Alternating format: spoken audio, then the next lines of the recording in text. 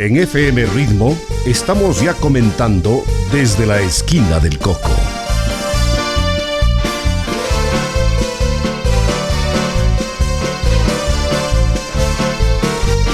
Desde la esquina del Coco, el pulso de la ciudad que palpita fuerte en los hechos y personajes que han forjado nuestra realidad. Bienvenidos a esta nueva cita en la esquina del Coco. Viene el Taytaybabura, se ve radiante tu luz.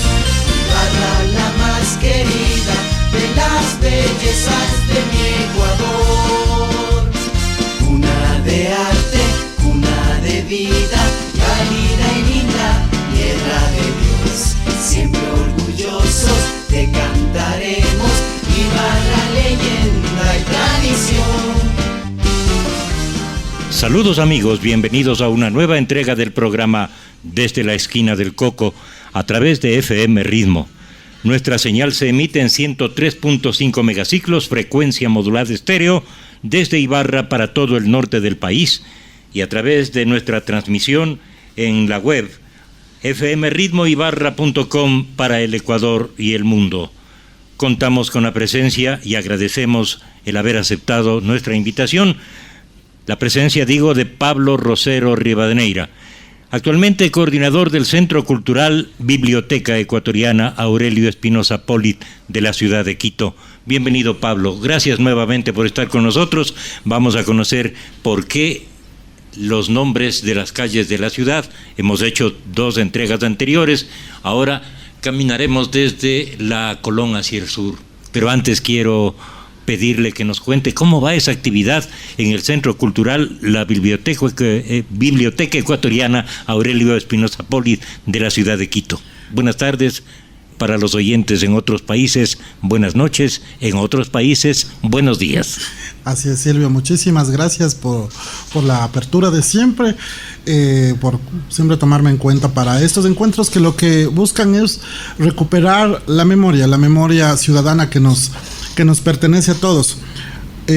Bueno, comentarle que en el Centro Cultural Biblioteca Ecuatoriana Aurelio Espinosa Polit estamos con una conmemoración muy especial. Estamos celebrando los 90 años de trayectoria de este importante centro cultural que empezó como una iniciativa en el año 1929 del padre Aurelio Espinosa Polit.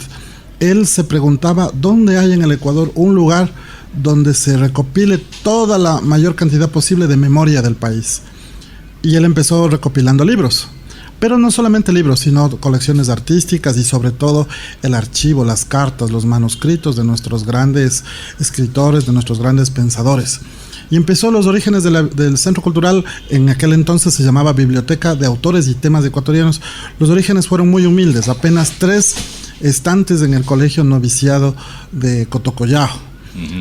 Con el pasar del tiempo, la biblioteca creció, se trasladó al frente del Colegio Noviciado, donde funcionaba hasta los años 70 el Colegio Loyola, que muchos de nuestros oyentes lo recordarán.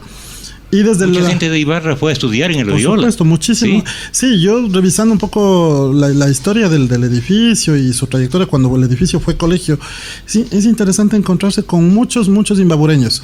Sobre todo gente de Ibarra, de Otavalo, de Cotacachi habían algunos. Muchos de ellos incluso llegaron a ser sacerdotes jesuitas.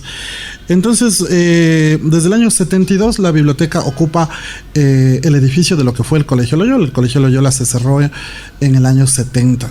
Y bueno, hoy en día, Silvio, albergamos solamente en libros 500,000 de libros. Entonces imagínense lo impresionante, ¿no? Eso es una locura. Y nuestra especialidad no somos cualquier biblioteca, sino somos, yo diría, la única biblioteca especializada en el Ecuador, en temas ecuatorianos. Ajá. Entonces, ¿Y están de acuerdo con el avance tecnológico digitalizando las obras? Por supuesto que sí, digitalizamos. Debe ser un trabajo inmenso, ¿no? Es un trabajo muy sacrificado, realmente, que requiere mucho tiempo, mucha inversión también de recursos, pero vamos avanzando. Pero fíjese, Silvio, ¿qué porcentaje estará ya digitalizado? Eso lo quería comentar. Tenemos actualmente digitalizadas alrededor de 10 millones de páginas. Parecería muchísimo, y es mucho. Pero si uno lo compara con la totalidad del acervo, con la totalidad de libros que existen y de periódicos, resulta que tenemos digitalizado más o menos un 20-25%. Entonces todavía nos queda digitalizar un 75%. Es un trabajo permanente. Es un trabajo permanentemente, ¿no? Sí. Tenemos un equipo de personas que todos los días, permanentemente, las 8 horas diarias, están digitalizando documentos y estamos avanzando. Y aquí un anuncio a nuestros oyentes, algo que les será muy querido. En estos precisos días y semanas estamos digitalizando Diario La Verdad. Qué interesante. Imagínese, Diario La Verdad, que durante tantos años fue un medio tan querido para los ibarreños, ahora lo estamos digitalizando en el Centro Cultural Biblioteca Ecuatoriana Espinosa Polit, y dentro de poco posiblemente vamos a editar algunos DVDs con las compilaciones de La Verdad. Eso lo haremos más adelante. Tenemos también algunos periódicos que fueron parte de la trayectoria de la ciudad. Por ejemplo, tenemos El Ferrocarril del Norte, que fue un periódico que se editó entre el año 1917 y el año 1949, dirigido por ese gran ibarreño que fue Víctor Manuel Guzmán, con el sueño de siempre de la ciudad, ¿no? La salida al mar, ¿no? En esa época se buscaba que el ferrocarril, había llegado ya a Ibarra en el año 1929, y se buscaba que el ferrocarril salga al mar. Tenemos disponible el Ferrocarril del Norte, lo tenemos disponible en DVD para que cualquier persona pueda visitar nuestra página web. Ahí encuentra el listado de todos los materiales que tenemos disponibles en digital, y solamente con una llamada telefónica o un correo electrónico se ponen en contacto con nosotros, y nosotros nos encargamos de hacerle llegar el material requerido a la comodidad de su casa. Qué interesante y qué importante, sobre todo, sí, ¿no? Y otra curiosidad, sí, ¿podemos ir a visitar por supuesto que sí. El museo, biblioteca, ¿no? Por supuesto que sí. Son 3 áreas las que nosotros contamos. Tenemos el área de biblioteca, el área de museo y el área de archivo histórico. Y hemos, desde el 4 de abril de este año 2019, empezamos a atender los sábados, porque entendemos que el sábado es el día que la familia puede salir a conocer otro lugar, y no fuera del horario de oficina o de estudios. Entonces atendemos de 8 de la mañana a 5 de la tarde, de martes a sábado. Nos pueden visitar con toda tranquilidad. Invitarles, eso sí, a que vengan dispuestos a conocer mucho, porque el recorrido por el museo más o menos toma entre hora y hora y media. Y eso haciéndolo más o menos rápido. Hay mucho que ver, tenemos joyas que son realmente únicas. En días anteriores tenemos nosotros el original del himno nacional, escrito por Juan León Mera. Qué interesante. Imagínense, puño y letra de Juan León Mera. Tenemos nosotros en la biblioteca, tenemos la Constitución, un ejemplar de la Constitución de 1830. ¿Y existirá la partitura original de Antonio Neumane? Sí, también la tenemos nosotros, la partitura de Neumane. Se hizo una publicación como a finales del siglo XIX con la música del himno nacional. Entonces, también lo tenemos nosotros en el Centro Cultural. Muy bien, gracias, Pablo, por toda esa información. Felicitaciones. Muchas gracias. Es una actividad muy importante, muy interesante. Ahora sí, caminemos por nuestras calles de la ciudad de Ibarra. Sí. Nos toca hacia el sur, porque ya visitamos la calle. Nos quedamos en la Velasco. En la Velasco, pues no, aquí quedamos en la Velasco. La estamos mirando desde el estudio de FM Ritmo, y nos toca la Colón, que antes era el final de Ibarra hacia el sur. Allí se cerraba la cuadrícula original de Ibarra, ¿no? Claro que sí. Fíjese, Silvio, hablábamos hace un momento del Centro Cultural. Una de las secciones del museo es cartografía, y en la sección de cartografía tenemos expuesto nosotros mapas de algunas ciudades del país, mapas antiguos, y tenemos un mapa del año 1906 de la ciudad de Ibarra, que yo pienso que después del terremoto es la primera vez que se levanta un plano de la ciudad de Ibarra. Y ahí se comprueba lo que usted dice. A los 300 años de la fundación. No, existió un plano de la ciudad antes del terremoto, Ya. que parece que fue hecho. Pero el que usted menciona. Pero el que yo menciono es post-terremoto, es del año 1906. Ya. Pero es ya un plano con toda la técnica de aquella época, ¿no? O sea, no, el plano del antes del terremoto es más un dibujo, podríamos decir, con referencias. Pero el plano de 1906 ya es un plano en todo el sentido estricto de la palabra. Y allí ahí, ya se menciona la calle Colón. ahí se menciona ya la calle Colón, pero es, como usted dice, era el límite sur, digamos, de la ciudad. Hasta ahí llegaba nuestra ciudad en el año 1906. Ajá. Y bueno, decir sobre la calle Colón, bueno, su trayectoria pues inicia en las gradas que bajan al río Tahuando, un poco más allá Hacia el oriente de la ciudad. el oriente de la ciudad, y termina en la estación del ferrocarril. Justamente frente a la estación del ferrocarril, ahí termina la calle Colón. Así es. Bueno, el personaje que da nombre a esta calle pues se presenta por sí mismo. Se trata de Cristóbal Colón, un navegante genovés, el descubridor de América, ¿no? 1492 llegó con sus carabelas a una isla del Caribe y dio lugar, aunque él murió sin darse cuenta de que había descubierto un nuevo continente, un nuevo mundo. Él pensaba que había llegado a las Indias. A las Indias. A la y India, por eso ¿no? Porque ese era el objetivo a de los él. habitantes de lo que él descubrió les dijeron indios. Así es, exactamente. Él murió Colón murió en el convencimiento de que él había llegado a la India, que había logrado su objetivo, pero no fue así. Y claro, el continente luego tomó el nombre de otro navegante que fue uno de los primeros en delinear el mapa de América, que fue Américo Vespucio, que era un comerciante italiano también. Entonces, es por él que tenemos el nombre del continente americano, pero digamos propiamente pues Colón fue el que hizo este gran viaje con el que probó también una teoría que en su tiempo era muy controversial, ¿no? Que era si la Tierra era redonda o era plana. Entonces a través de esto pues se comprobó la redondez de la Tierra también. Hay una curiosidad sí, que se cita de la calle Colón y que tiene que ver como un posible escenario imaginario de un capítulo de la novela Égloga Trágica. Cuéntenos, ¿usted conoce claro eso? Claro que sí. La Égloga Trágica, Silvio, pues es una de las novelas emblemáticas, diría yo, no solo de la literatura ecuatoriana, yo diría de la literatura latinoamericana incluso.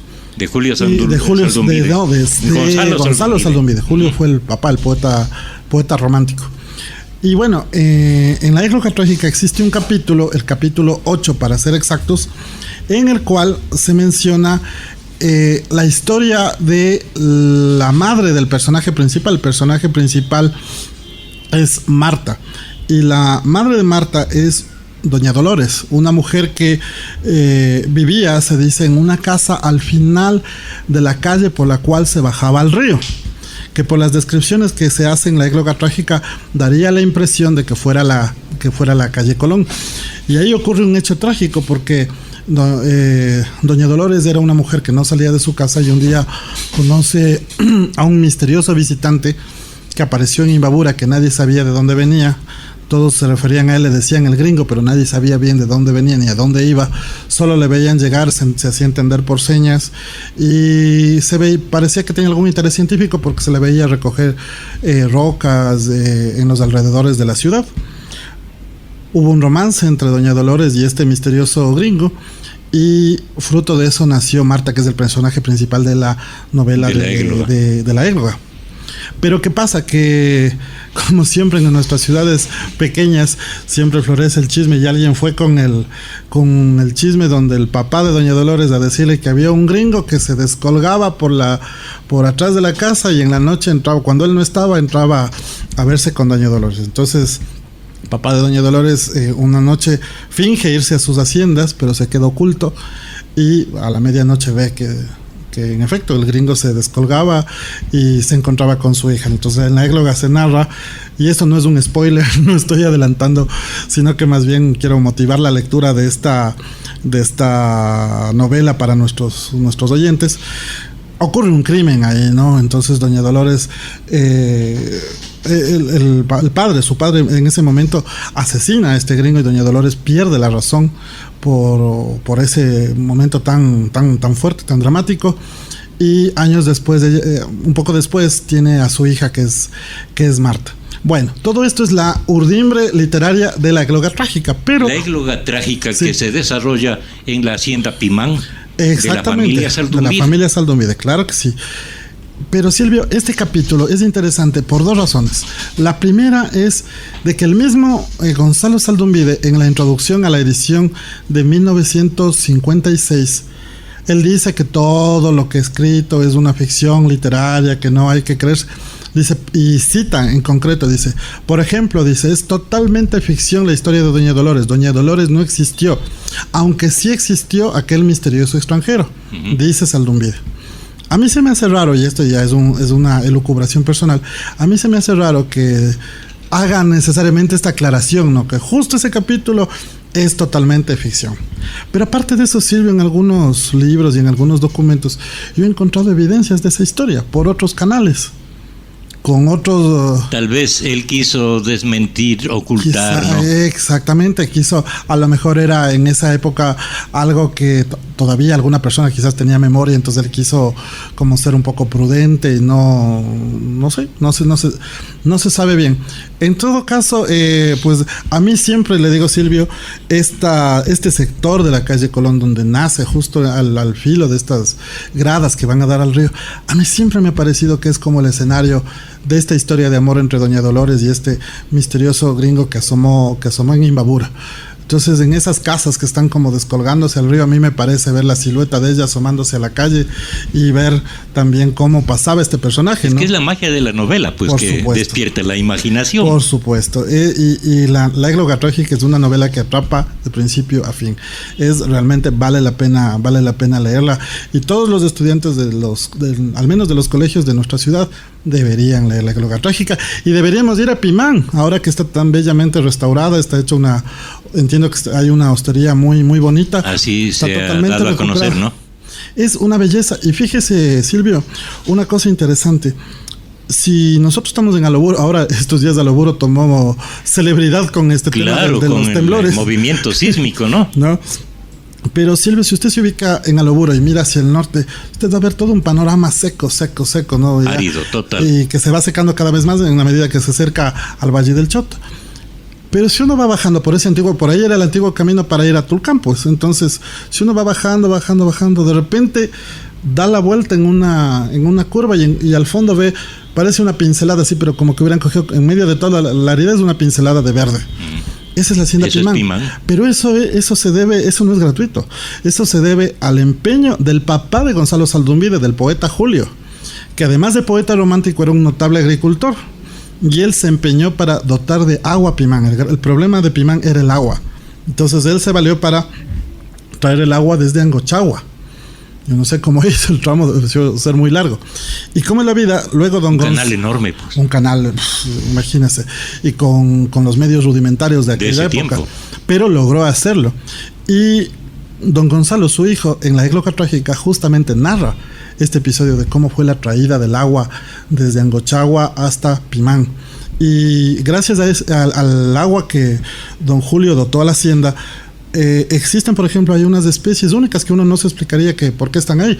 Por ejemplo, hay unos pinos de araucaria, me parece que se llaman, que son enormes, pero que requieren muchísima agua. Claro. Entonces, es por esta gran proeza, digamos, hecha en el siglo XIX, de dotar de agua a la pero hacienda. Lastimosamente no da sino para la hacienda Pimán. Y ese es el único punto verde es un puntito verde exuberante en medio de toda la sequedad. Pero vale la pena ir a conocer a Pimán. Ahí se siente la presencia, los pasos de estos grandes escritores, y uno, un poeta romántico como don Julio, y luego un escritor modernista como fue Gonzalo Zaldumbide. Vamos con los edificios notables que hay en la calle Colón. Bueno, tenemos empezando por este sector del que estamos hablando, tenemos la capilla del antiguo Hospital San Vicente de Paúl. Pero vale la pena sí, contar que antes, en esa misma cuadra, hacia el oriente, existía la morgue, pues era un ala del Hospital San Vicente de Paúl. Sí, claro que sí. Justo esta parte, este tramito, ¿no? Entre la Juan Montalvo y estas gradas, de esa parte estaba la morgue y era un lugar bastante tétrico y que dio lugar a más de una... Y al lado había el laboratorio de LEA, la Liga Ecuatoriana Antituberculosa. Sí, claro que sí. En fila nos llevaban desde la escuela Claro. a que nos examinen ahí. Bien.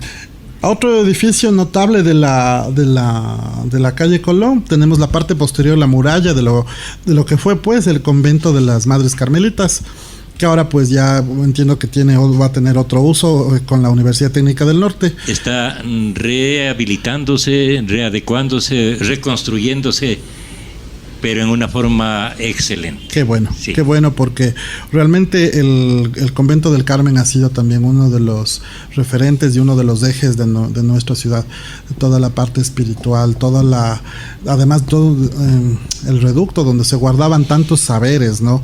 En cuanto a la medicina, el uso de las plantas medicinales que las monjitas pues conocían. Entonces qué bueno que eso se recupere para bien de la ciudad. Y un lugar de oración, pues, Un lugar y de de oración, penitencia, porque la monjita que entraba al convento de Carmelitas no salía a la calle, no se dejaba ver, Sí. y ese era su sacrificio. Así es, yo recuerdo que, y me imagino que hasta ahora estará así, cuando uno entraba por el lado de la calle Velasco, cuando entraba al locutorio, que se llamaba, que es donde estaba el torno famoso, ahí pues había una leyenda escrita que decía algo así como, quien entra aquí sella su corazón para el mundo, no sé cómo, o sea, como el que entra ya no sale, más o menos. Bueno, tenemos eso y también tenemos un poco más, diremos, hacia el occidente. Sí. Tenemos la Escuela y Colegio de La Salle y también tenemos el edificio del Patronato Municipal como edificios significativos de esta calle. Y rematando con la estación del ferrocarril, que también tiene una gran significación en la vida de nuestra ciudad de Ibar. Un dato nomás, Silvio, hablábamos hace un rato de la capilla del antiguo hospital. Y hace muy bonita, ¿no? Era preciosa. Y esperamos que ojalá pronto pueda recuperar su antiguo esplendor. Porque en la mampara de esta capilla, Silvio, hasta 1998 existió un cuadro de Rafael Troya. En plena mampara, o sea, la entrada. El cuadro se llamaba Descendimiento del Señor, era una escena del descendimiento de Cristo, pero de unos colores y de una técnica excepcional, como solo él lo podía lograr. Lamentablemente parece que este cuadro no sabemos a ciencia cierta si fue sustraído, si fue un robo, si se trasladó a otra parte, no sabemos. Parece ser los indicios apuntan más a que fue un robo, y es una pena de que una joya de esta naturaleza se haya perdido. Avancemos a la calle Elías Liborio Madera, que a usted le debe resultar muy familiar, pues, por su tío abuelo, que fue... Claro, es el nombre canónigo, de un tío abuelo, y yo viví un buen tiempo en esa calle, en el sector que da hacia la Basílica de la Dolorosa. Claro que sí. Esta calle es cortita, empieza en la Salinas y termina en la Sucre, justamente en la Basílica de la Dolorosa, pues, y lleva el nombre de este eminente canónigo cuya iniciativa permitió rescatar un tesoro o una reliquia, digamos, de la Ibarra antes del terremoto, que fue este famoso arco de piedra de la antigua iglesia de la Compañía de Jesús, que fue transportado hasta donde está actualmente, que es la capilla del Colegio Oviedo. En la calle Oviedo. Pero con alguien yo conversaba justo hace unos días, Silvio, y decíamos, esto debe haber sido más o menos entre los años 20, 30 más o menos. Pero ¿cómo hizo el canónigo desde el arco estaba en donde actualmente es el Banco del Pichincha, o sea, diagonal al Parque Pedro Frente Moncay, al Teodoro Gómez. Así es, al antiguo Teodoro Gómez. ¿Cómo hizo el canónigo para llevar las piedras y empotrarlas tal cual en el Asilo Oviedo, que está distante unas 5 o 6 cuadras más o menos? No sabemos. Entonces debió haber sido toda una proeza. Debieron haberlas identificado muy bien. Esa historia es auténtica porque existen fotografías de ese arco en la iglesia de la Compañía y el mismo en la capilla del Colegio Oviedo, ¿no? Yo me imagino que lo que hicieron fue desmontar quizás por bloques, por piedra. Habría que numerarlas muy bien, tener la prolijidad de que ninguna se pierda. Como habían hecho en Quito con el arco de la Circasiana, pues. Exactamente, claro, y de mayores dimensiones. Claro, el arco pero ya con técnicas modernas. Sí, un poquito más modernas. Claro, el arco estuvo en la residencia de la Circasiana, pues, de Jacinto Gijón y Camaño. 10 de agosto y Colón, y hoy en día está en toda la avenida Patria, justo en el Parque del Ejido. Así es. Hay una una curiosidad de Monseñor Elías Liborio Madera. Es nacido en los llanos de Santa María de la Esperanza después del terremoto. Después del terremoto, claro. Justo, él nace el 2 de febrero de 1871 y nace en los llanos de Santa María, en ese campamento tan precario del que hemos hablado muchas otras ocasiones. Él nace ahí. Y fíjese, Silvio, nacen ahí en Santa María de la Esperanza, nacen algunos ibarreños muy notables. Ahí nace también el que luego fuera el séptimo obispo de Ibarra, Alejandro Pasquel Monje. Entonces son personas muy connotadas que nacieron en unas condiciones sumamente difíciles, como fueron las de ese campamento. Sobre Monseñor Elías Liborio, también decir que fue vicario general de Federico González Suárez, fue deán de la catedral y director del asilo Oviedo. Y yo me imagino que precisamente la iniciativa de trasladar este arco de la compañía acá fue por su gestión como director por su vinculación al asilo Oviedo. Creo que fue fundador. También yo sospecho que fue fundador, sí, ciertamente. Pablo, aquí una pausa para saludar a los oyentes que nos siguen a través de la radio, que nos siguen a través del Facebook con señal en vivo, y que ahora nos siguen en todo el mundo a través de la página web fmritmoibarra.com, y nos está viendo y nos está escuchando Silvio Miguel en los Estados Unidos.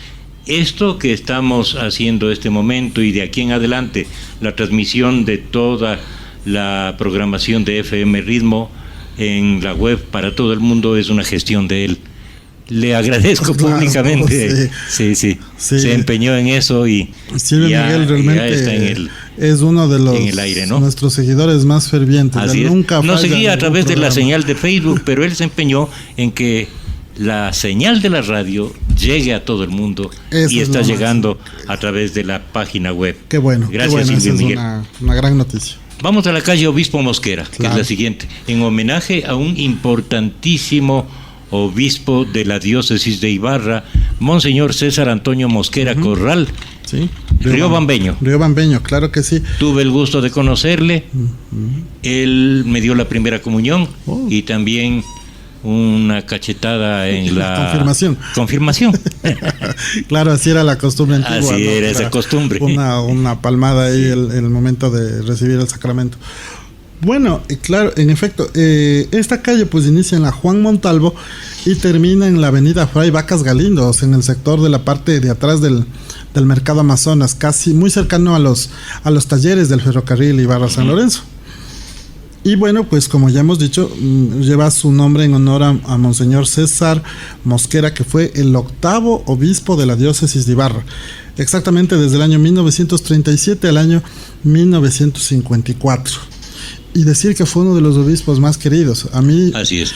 Yo recuerdo mucho. Su condición de pastor de los fieles fue muy reconocida. Muy reconocida. Yo recuerdo que mi abuela me solía contar que Monseñor Mosquera no se arredraba ante ningún obstáculo. Por ejemplo, si él estaba predicando en la montaña y le cogió la noche y tenía que quedarse a pasar la noche en una humilde choza, él no tenía el menor inconveniente y pasaba la noche en una choza. Un hombre muy muy sencillo.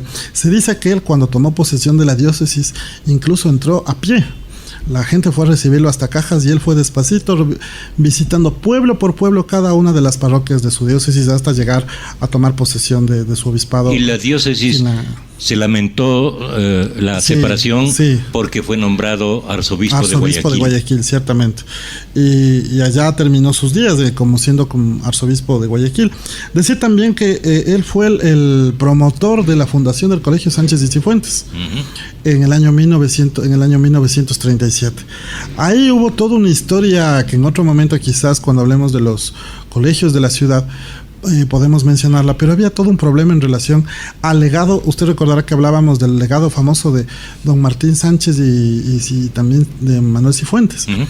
Este legado se había usado una parte para el Colegio San Diego, pero en la época de la Revolución Liberal fue como que el gobierno quiso apropiarse los fondos para la educación fiscal. Monseñor Mosquera logró que ese dinero vuelva a ser administrado por la iglesia, y con el remanente que existían de ese legado, fundó el Colegio Sánchez y Cifuentes, pues que hasta el día de hoy existe. Entonces fue un gran prelado, amigo de la educación, que ayudó también a establecer muchas otras escuelas, colegios. Y en 1950 Monseñor Mosquera viajó con otros ibarreños a la canonización de Santa Mariana de Jesús en Roma. ¿No? Fueron con algunas personalidades, como por ejemplo Mariano Suárez Ventimilla y también la doña María Olimpia Gudiño Vázquez. Fueron en vivo y en directo en Roma a ver la canonización de Santa Marianita, que yo me imagino que debe haber sido todo un acontecimiento, la primera santa ecuatoriana. Pero imagínense lo que era viajar en esa época, ¿no? Era ir en barco, ¿cuántos días sería? Un mes, ¿no? 2 meses sería en barco hasta llegar a Roma, ¿no? Una proeza. Sí. Y justamente en la calle Obispo Mosquera está el Colegio Sánchez y Cifuentes. Claro que sí. Y está el Mercado Amazonas también. El Mercado Amazonas, y incluso tenemos también la Iglesia de los Santos de los Últimos Días. Ya no está. Ya no está. Ya no. Hay un edificio comercial ¿Sí? en ese lugar, sí. Mira lo que me acabo de enterar. Sí. Yo tenía toda la imagen porque claro, es que siempre estuvo ahí la Iglesia de Jesucristo de los Santos de los Últimos Días, que son los mormones, los ¿no? mormones, claro. Sí. Yo tenía la imagen muy clara, imagínense, yo estudié en Sánchez y Cifuentes de primero a sexto curso, entonces todo este sector como que lo tenía mentalmente fotografiado, pero mire cómo va cambiando la ciudad. Yo estoy equivocado. ¿Ah, sí? Sí. La iglesia que ya no hay es la iglesia evangélica que queda por este sector. El Templo Betel de la calle. El Templo Betel, esa ya no existe. Ahí hay un centro comercial. Sí, por eso me cogió en curva. Pues claro, la iglesia de los santos de los últimos días sí existe. Claro. Sí, es prácticamente moderna, ¿no? Claro, de esta época. Un estilo muy característico de ellos. En todo lugar del mundo tienen las mismas características arquitectónicas. Y vienen de los Estados Unidos muchos mormones a construir esos templos. Claro. Eso lo hacen. Sí, ellos tienen voluntariamente, ¿no? Sí, ellos, sobre todo para los chicos, para los jóvenes, tienen como programas de voluntariado precisamente orientados a levantar estas edificaciones. Siguiendo nuestro recorrido, nos vamos a la avenida Alfredo Pérez Guerrero, que se inicia en la calle Sucre, justamente en la Basílica de la Dolorosa, y termina en la avenida Mariano Acosta. Así es, lleva su nombre pues en honor a este jurista y escritor ibarreño, el doctor Alfredo Pérez Guerrero, que nació en nuestra ciudad en el año de 1901 y falleció en Quito en el año 1966. Decir que el doctor Pérez Guerrero tuvo una niñez bastante difícil debido a la situación económica de su familia, que habían tenido una crisis. Ellos tuvieron unos bienes que no se sabe bien qué pasó, pero entraron en una crisis económica muy profunda y su madre tuvo que buscar trabajo, incluso durante un tiempo ella ausentarse a Quito a buscar trabajo, dejar encargando a sus hijos, luego se juntó con ellos y sacarlos adelante. Pero fíjese, el doctor Alfredo Pérez Guerrero llegó a ser doctor en jurisprudencia y fue 3 veces rector de la Universidad Central, ¿no? Sí. ¿No? Un cargo existe de una placa en el lugar donde nació él, claro, en la calle Maldonado, entre La Grijalva y García Moreno. Así es. Sí, es verdad. Existe esa placa.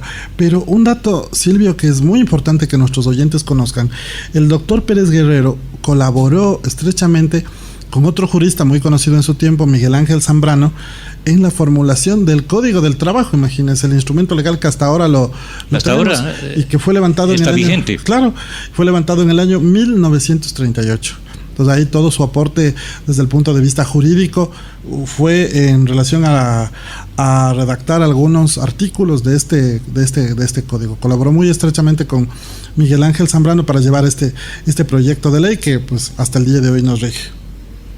Y como curiosidad, yo cuando investigaba sobre el doctor Pérez Guerrero, esta curiosidad me llegó mucho al corazón. Dice que el último día de su vida, la última tarde, le fueron a visitar algunos de sus ex estudiantes universitarios y él les dijo algo que resultó como premonitorio. Les dijo: hay que salvar la patria.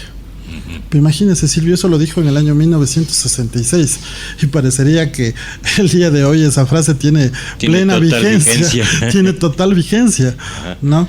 El año 66, recordemos que el Ecuador estaba saliendo de una dictadura militar.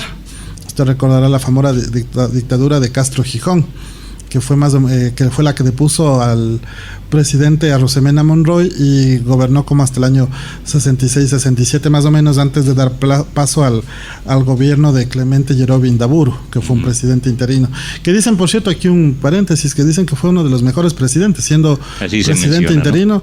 Y que ojalá hubiera tenido más tiempo para hacer más cosas, pero él cumplió su palabra de simplemente cumplir su interinazgo, permitir la transición a la democracia y retirarse. Anthony Bautista dice: saludos Silvio, desde Quito.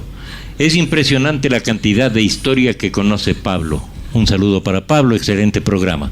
Muchísimas gracias a Anthony, de verdad, muchas gracias por esas palabras. Seguimos en nuestro recorrido y nos vamos a la calle Zenón Villasís, que se inicia en la Sánchez y Cifuentes y termina en la calle Rafael Andrade. En homenaje a Zenón Villasís, un escultor de San Antonio de Ibarra, nacido en 1879 y falleció en el año 1980. Don Zenón Villasís fue el padre de Monseñor Jorge Eduardo Villasís. Claro, y del doctor Carlos Villasís, claro sí, presidente de la Corte de Justicia de aquí, ¿no? Que muchos ibarreños los recordarán todavía. Sí, sí, distinguida familia. Por supuesto que sí. Bueno, como curiosidades, Zenón Villasís fue el primer alumno de lo que se conoció en aquella época como el Liceo Artístico, que fue fundado por Daniel Reyes y que hoy en día lleva el nombre de su fundador, el Instituto Daniel Reyes, que hasta hoy existe en San Antonio de Ibarra. Pero él fue uno de los primeros estudiantes ya en el siglo XIX. Me parece que este Liceo Artístico se funda como por el año 1885, más o menos. Y hay dos obras de él. Él fue pues un escultor notable de San Antonio de Ibarra, y hay dos obras que para los ibarreños están pasando desapercibidas y merecen ser puestas en valor. Una de estas esculturas se llama La Justicia y es la que está sobre en la Gobernación. ¿Dónde era la Gobernación? En el Parque Pedro Moncayo, esquina de Bolívar y Flores. En toda la esquina de la Bolívar y Flores, en la parte superior. Es una escultura de piedra. Es una escultura de piedra. La Justicia. Que simboliza a esta mujer con los ojos vendados con la balanza en la mano, ¿no? Sí. Lamentablemente desde aquí un llamado, ¿no?, para las autoridades para recuperar la Gobernación de Imbabura. El edificio se está cayendo también a pedazos, ¿no? Es una pena que en plena plaza principal de Ibarra sus edificios más notables estén tan afectados. Tenemos el caso del Teodoro Gómez y ahora el caso de la Gobernación. No es posible que dejemos que la incuria gane la partida. Debemos hacer algo como ciudadanos. Entiendo yo que desde la Junta de Rescate Patrimonial también se están haciendo todos los esfuerzos para movilizar los recursos, las voluntades para que esto pueda... Las voluntades sobre todo, porque la Junta no tiene recursos. Por supuesto que sí, las voluntades sobre todo porque... Pero la gestión es la importante. Es que es de eso, Silvio, porque yo digo, uno tiene que avanzar hasta donde le compete. Pero en el caso de nuestros buenos amigos de la Junta, la labor que hacen es ciertamente muy loable, cuanto más, como dice usted, sin recursos y un poco con la impotencia también de no tener la decisión política para poder intervenir, el poder, claro. Exactamente. Ojalá las autoridades escuchen, se sensibilicen frente Saludos a Jorge Luis Narváez Torres. Asómese por aquí, Jorge Luis, para conversar. Y nos dice y le pregunta a Pablo si están ya escaneados los archivos del diario La Verdad. Estamos en ese proceso. Están en proceso. Estamos, ¿no?, en ese proceso. Nosotros hemos recibido hace un año más o menos, recibimos una importante donación con muchos ejemplares de La Verdad que nos hacían falta en el Centro Cultural Biblioteca Ecuatoriana. En este momento llevamos digitalizado, si no estoy mal, todo el tramo de lo que fue los años 60. Me parece, pero nos falta todavía, nos falta muchísimo. Entonces ¿Ese es el periodo de Monseñor Proaño de la dirección a cargo de él? Que no, en los años 50. Padre Jaime Vázquez. Sí, después. Bueno, esperamos que los documentos digitalizados del diario La Verdad puedan estar disponibles, Dios quiera que para fines de año, al menos un buen tramo. Los vamos a ir paulatinamente socializando. Otra de las esculturas de don Zenón Villasís era el ave fénix que está en la esquina de la Sucre y Pedro Moncayo. La Sucre y Pedro Moncayo, que da nombre sigue una escultura de una ave, pero no es la original. No es la original, no. sí.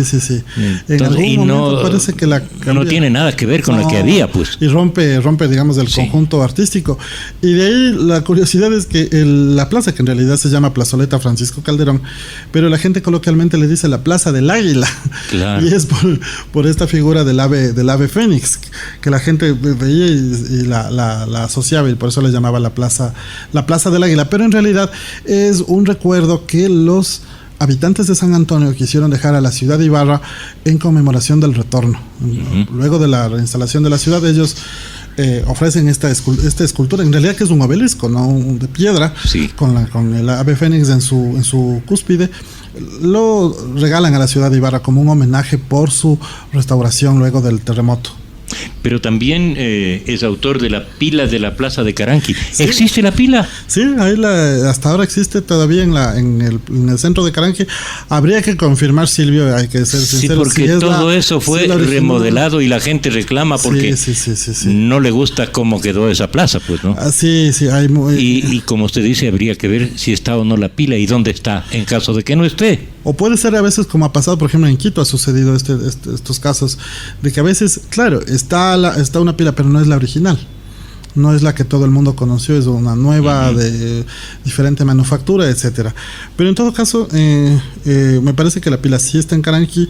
Y fíjese, esta pila es interesante porque asoma incluso en algunos grabados antiguos de la ciudad, ¿no? Y fíjese, es obra de un hombre de San Antonio de Ibarra que talló esto. Dicen que era un hombre con muy polifacético, incluso fue nada más y nada menos que director de las obras de mampostería en la obra del ferrocarril, sobre todo en el tramo entre Ibarra y Cajas, ¿no? Y aparte de eso dirigió las obras de la Casa de Gobierno, que se llamaba en esa época, lo que luego se conoció como Gobernación, ¿no? Y si nuestros oyentes son atentos, la próxima vez que pasen por la Gobernación, por el lado que da la calle Bolívar, fíjense en una mínima y pequeña placa de piedra que está ¿En plena esquina? No está en la esquina, está como en la mitad, como entre la esquina y las gradas, digamos, que suben al pretil de la Gobernación. Y ahí van a ver, dice principió el trabajo el primero, y pone la fecha del año 1915, que fue el momento que la Casa de Gobierno, que era de un solo piso desde la época del terremoto, se proyecta ya a un segundo piso. ¿No? Y esos trabajos los dirigió precisamente don Zenón Villasís. Sigamos entonces, claro que sí. Caminando ahora nos vamos a la calle Rafael Larrea Andrade, que inicia en la Sucre, a la altura del Colegio Sánchez y Cifuentes, y termina en la avenida Eugenio Espejo. Hacia el sector de los talleres del ferrocarril. Hacia el sector de los talleres del ferrocarril, y debe su nombre a Rafael Larrea Andrade, que fue un distinguido educador, poeta, escritor ibarreño, nacido en 1896 y fallecido en el año 1956. Sobre Rafael Larrea, decir que fue sobrino de dos ilustres personajes de la historia de Imbabura y del Ecuador. El uno es don Roberto Andrade, una de las figuras más conspicuas del liberalismo, y el otro es su hermano, que es el general Julio Andrade, los dos liberales convencidos que tuvieron un gran protagonismo, sobre todo en la segunda mitad del siglo XIX.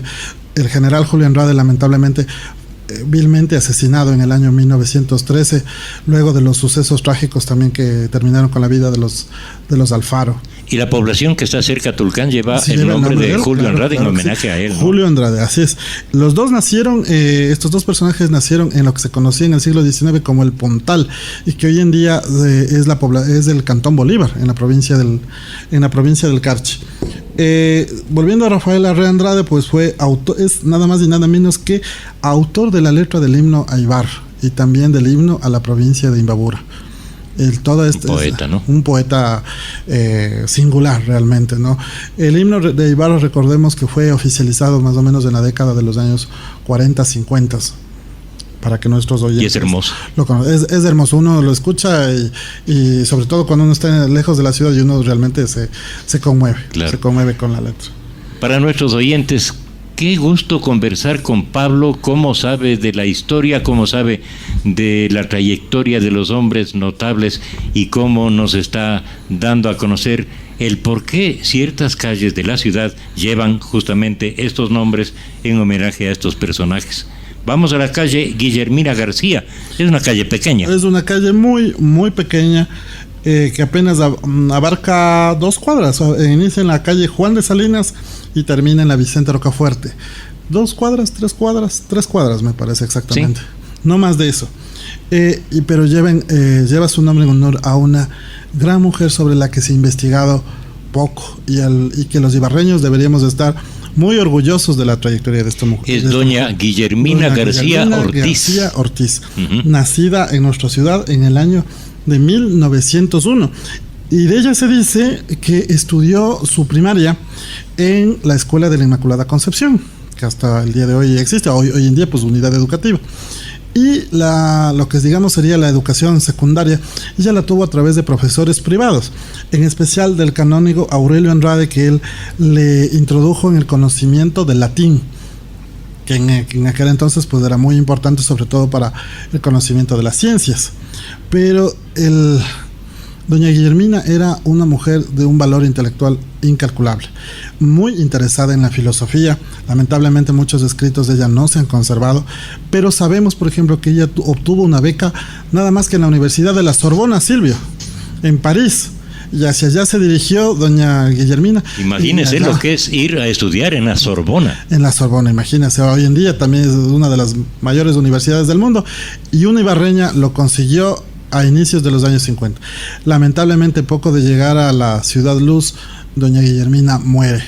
Parece que víctima de una enfermedad respiratoria, si mal no tengo entendido. Y fallece allá, fallece en París, a una edad en la que hubiera podido todavía dar mucho más de sí. Entonces, en honor a ella, esta calle que está ubicada a pocas cuadras, digamos, de la Teodoro Gómez, esta calle lleva su nombre en honor a esta. Y hay otra calle pequeñita por ahí, pues, ¿sí? La calle Rosalía Rosales de Fierro. Claro que sí. Esta calle Rosalía Rosales de Fierro empieza en la Sucre y termina en la Rocafuerte. Es más pequeña todavía que Es una cuadra. Es una cuadra. Es exactamente la cuadra que está en la parte posterior del Colegio Sánchez y Cifuentes. Claro. No, de toda la parte posterior del Colegio Sánchez. Y lleva en honor a una distinguida matrona ibarreña, no ibarreña, más bien nacida en Bolívar, en esta población que en el siglo XIX se conocía como El Puntal. Nació en 1862 y falleció en Ibarra en 1927. Ella fue esposa del general Vicente Fierro.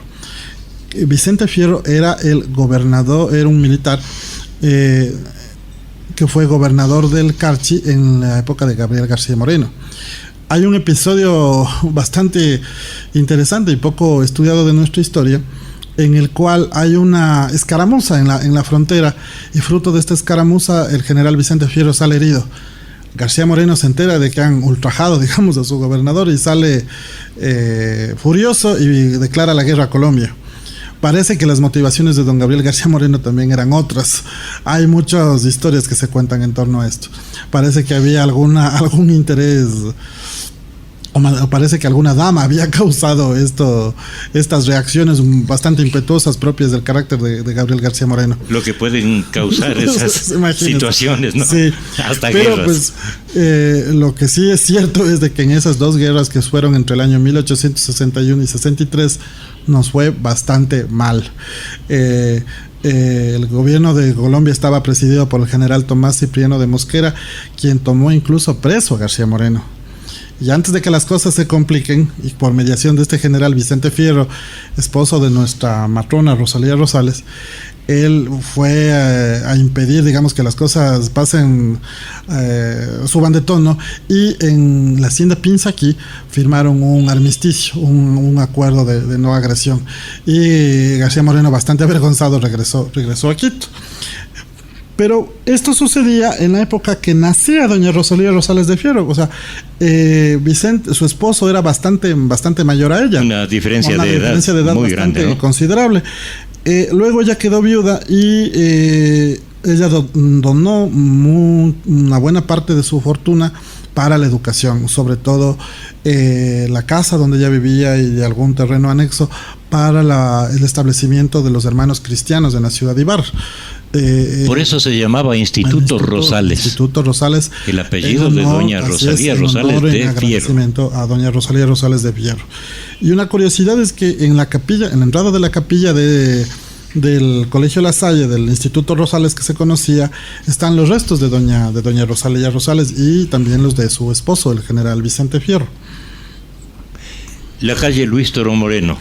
Esta calle, Silvio, decir que pasa tan desapercibida para los ciudadanos y es tan importante porque lleva el nombre de uno de los mayores artistas que ha dado la provincia de Imbabura, que es Luis Toro Moreno. Pintor, excepcional. La calle se inicia en la Calixto Miranda y Suárez. Esto es en la urbanización Yacucaya. Yacucaya, exactamente. Claro. Termina en la General Julio Andrade, que está más o menos ya, digamos, cerca del terminal, de lo que hoy sería el terminal. Pasa justo por el Parque Germán Grijalva, para que nos comprenda mejor. Pasa por el filo de la escuela Peñarrera, que está en el Parque Germán Grijalva. Y bueno, lleva el nombre pues del artista plástico Luis Toro Moreno, que nació en Ibarra en 1890 y murió en Cuenca, más o menos, no sabemos el año exacto, pero parece ser que fue hacia la década del 40-50. De Luis Toro Moreno decir que fue uno de los últimos discípulos del gran Rafael Troya. Y aquí hay una anécdota simpática. Los conocimientos de pintura los adquirió Toro Moreno de Troya, pero luego Toro Moreno obtuvo una beca en la Escuela de Bellas Artes, en una época muy interesante, que fue la época como de resurgimiento de la Escuela de Bellas Artes, más o menos hacia el año 1910, donde vinieron profesores extranjeros y todo eso. Entonces, claro, parece que Toro Moreno, primero el hecho mismo de ir a estudiar en Quito, de conocer a profesores europeos, entonces a él le deslumbró, ¿no? De ser compañero de Mideros. De ser compañero, además de Víctor Mideros. Los dos imbabureños fueron a estudiar en la Escuela de Bellas Artes, ¿no? Parece que eso le deslumbró, ¿no? Y en algún viaje que de regreso a Ibarra va a visitar a don Rafael Troya y como que le contaba y le ponderaba las cosas que había visto en Quito, ¿no? Y don Rafael Troya le dice: bueno, hijito, bueno, le dice, ¿sabes qué? El día que quieras vendrás para enseñarte, yo te enseño a pintar aunque sea con palos de fósforo, le decía. ¿No? Y bueno, Toro Moreno llegó a ser pues un artista de marca mayor, fue alumno, como decimos, de la Escuela de Bellas Artes, compañero de Víctor Mideros. Existía una revista, Silvio, en los años más o menos 1918 a 1920, en Quito, una revista que se llamó Caricatura. La tenemos, por cierto, digitalizada en el Centro Cultural Biblioteca Ecuatoriana Aurelio Espinosa Polit. ¿Hay alguna referencia? Y ahí, Silvio, encontramos una entrevista que le hacen a Víctor Mideros. Pero esta revista Caricatura tenía una característica especial. Ellos no entrevistaban a cualquiera, ellos entrevistaban a los artistas de vanguardia. Y entonces en esa época pues a Mideros ya daba signos del genio, que realmente fue un pintor simbolista. Pero él nos da un dato interesante y nos dice que Toro Moreno, su amigo y compañero, había abandonado Quito y se había marchado como escenógrafo de una compañía teatral de una artista llamada Virginia Fábregas.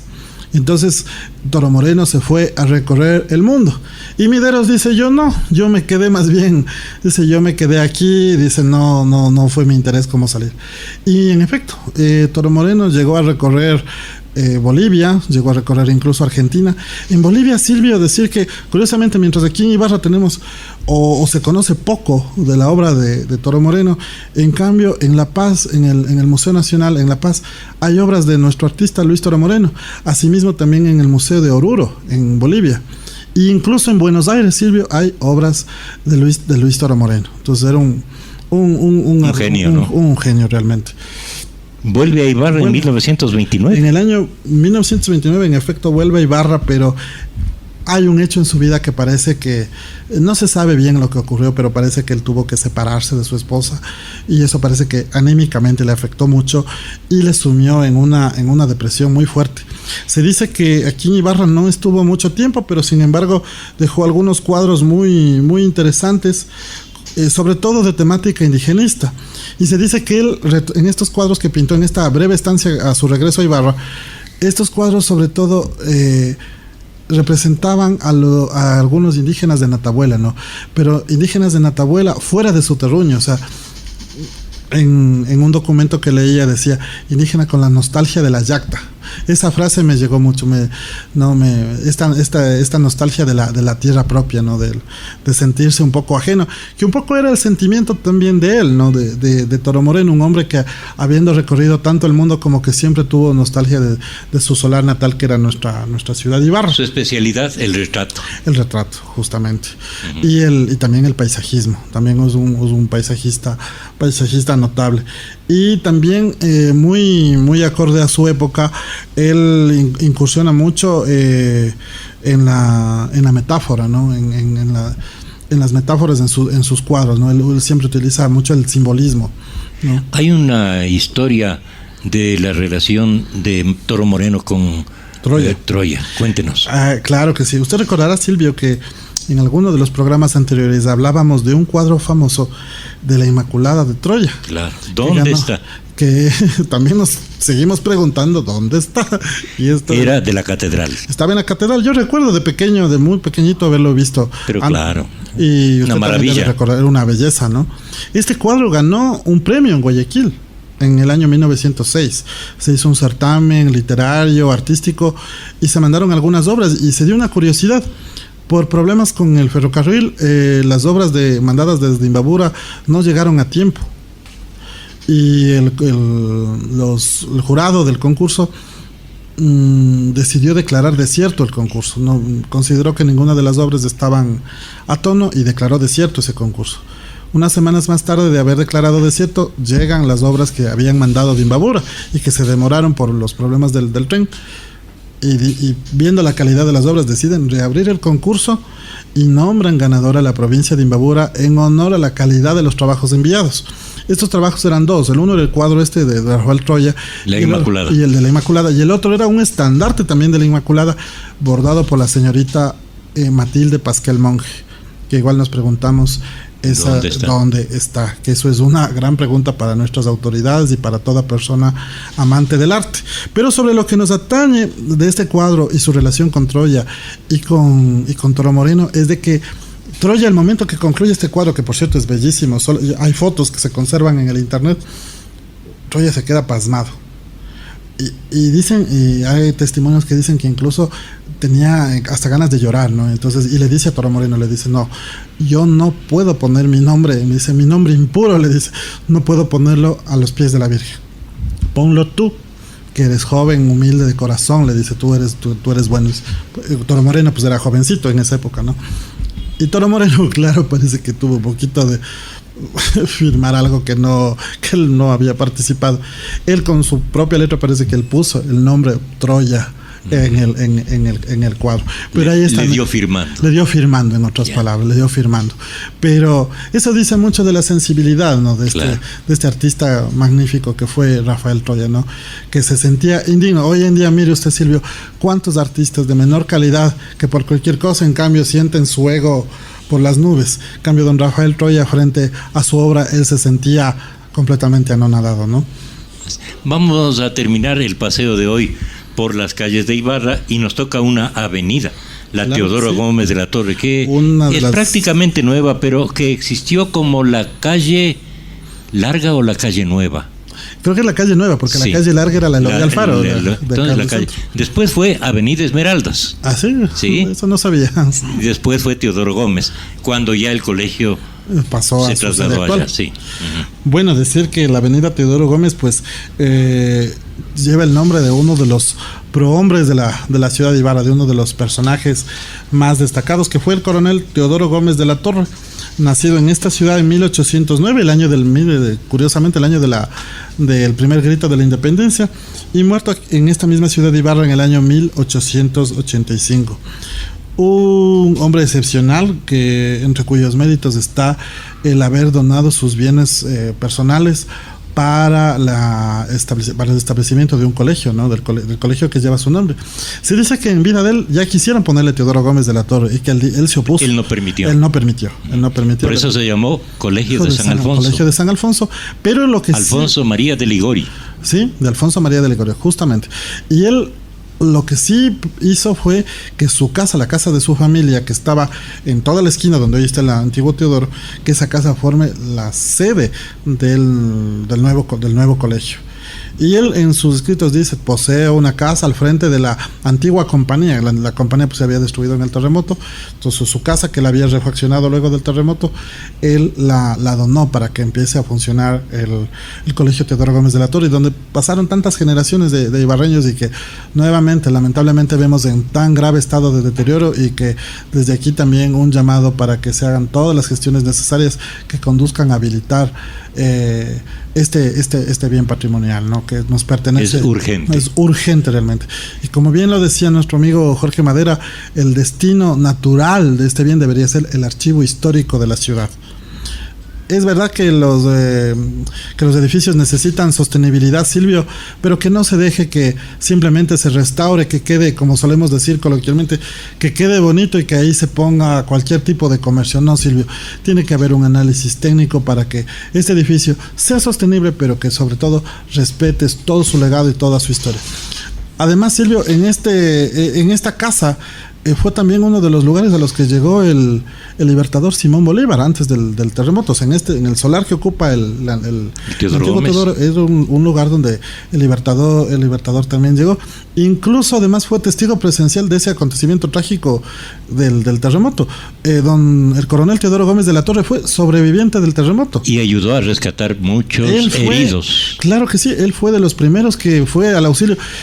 Y donó muchos de sus bienes, claro, para que sobreviva la gente que quedó luego del terremoto. Totalmente, ¿no? Silvio. Y muchos de los edificios de los que hoy nos enorgullecemos se deben a los aportes generosos de don Teodoro y de la familia Gómez de la Torre.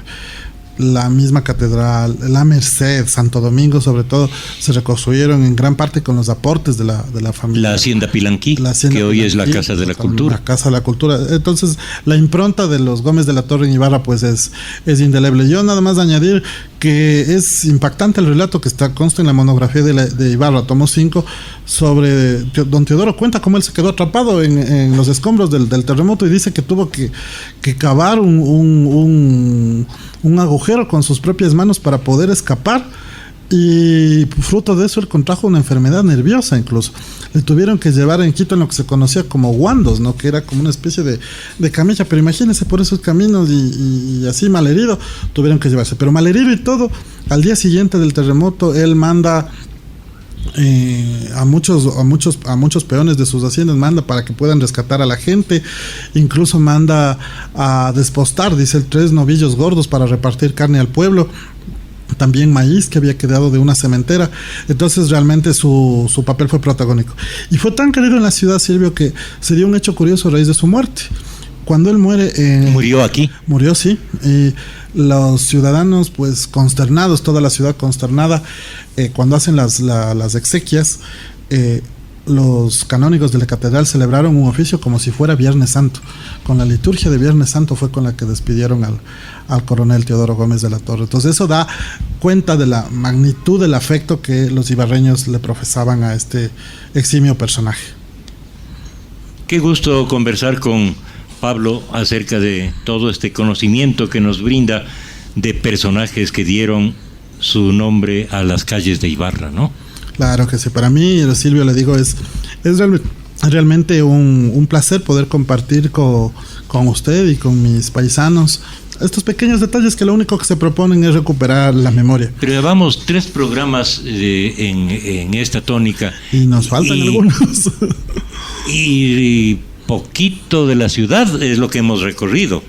Prácticamente solo el centro. Sí. Solo el centro. O sea, hemos ido desde la calle Luis Fernando Villamar y hoy hemos terminado en la Teodoro Gómez. Uh-huh. En la parte, digamos, de lo que es el centro histórico también hemos visto las calles longitudinales. Claro, las carreras. Luego nos tocará ver también las carreras de este tramo que acabamos de revisar ahora. Hemos visto hoy día las calles.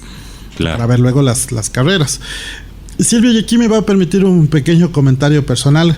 Yo quisiera un poco dedicar este programa a quien fuera mi maestra en primero y segundo grado. Qué lindo. La señorita Dolores Pavón en la escuela Modelo.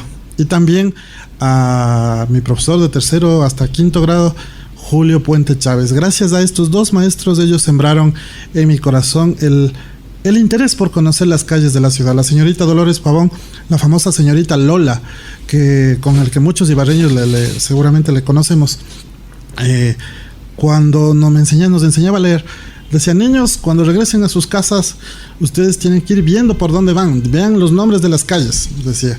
Y al día siguiente nos preguntaba y nos decía: a ver, ¿tú por dónde fuiste? Entonces, yo fui por la calle tal. Y entonces eso despertó mi curiosidad por saber los nombres de las calles. Y qué lástima que ya no se enseñe eso en las escuelas actualmente. Es una pena, ¿no? Silvio. Mi profesor de tercero, cuarto y quinto grado, Julio Arturo Puente Chávez, que no he sabido nada de él, ni tampoco de la señorita Lola. Espero que todavía estén vivos, y si me están escuchando, pues que sepan mi agradecimiento y mi cariño más sincero que hoy, a pesar de que han pasado más de 30 años de cuando yo fui su alumno, que sepan que siempre les llevo mucho en mi corazón. El profesor Julio Puente Chávez de la Escuela Modelo, él nos llevaba y nos indicaba los sitios claves de la ciudad de Ibarra. Por ejemplo, nos ponía aquí en la calle Oviedo y decía: hasta aquí, hasta la mitad del Oviedo, llega la parroquia del Sagrario. Claro. Y de aquí, desde el Oviedo para arriba, va a la parroquia de San Francisco. Silvio, eso es tan importante. Parecería que son tonterías y que son cosas de cada profesor, pero yo digo, Silvio, con el tiempo que ha corrido, ¿cuántos chicos de hoy en día no siquiera saben dónde viven? Por eso no se identifican con la tierra, ¿no? Claro, entonces uno no puede amar lo que no conoce. Claro. Si uno conoce, llega a amar, pero si no conoce, no ama. Entonces es por eso que estos profesores realmente merecen todo nuestro respeto y nuestro agradecimiento, porque fueron personas que pacientemente todos los días fueron incentivando este cariño por la cultura, por la historia de nuestra ciudad. Y nuestro agradecimiento para usted. Muchísimas gracias. En nombre de todos quienes nos siguen a través de la radio, a través de las redes sociales, a través de la página web, en el internet, gracias a Pablo Rosero Rivadeneira. Y ya no le voy a decir: vendrá otra vez, porque usted ya dijo que seguiremos. ya me comprometí. Ya se comprometió. Sí, en buena hora. Muchísimas gracias, Pablo. Silvio, gracias a quienes nos siguieron en el programa de hoy. Lo repetimos el día domingo a las 8:30 de la mañana, y permanentemente el programa queda en la página de YouTube FM Ritmo. Hasta otra oportunidad.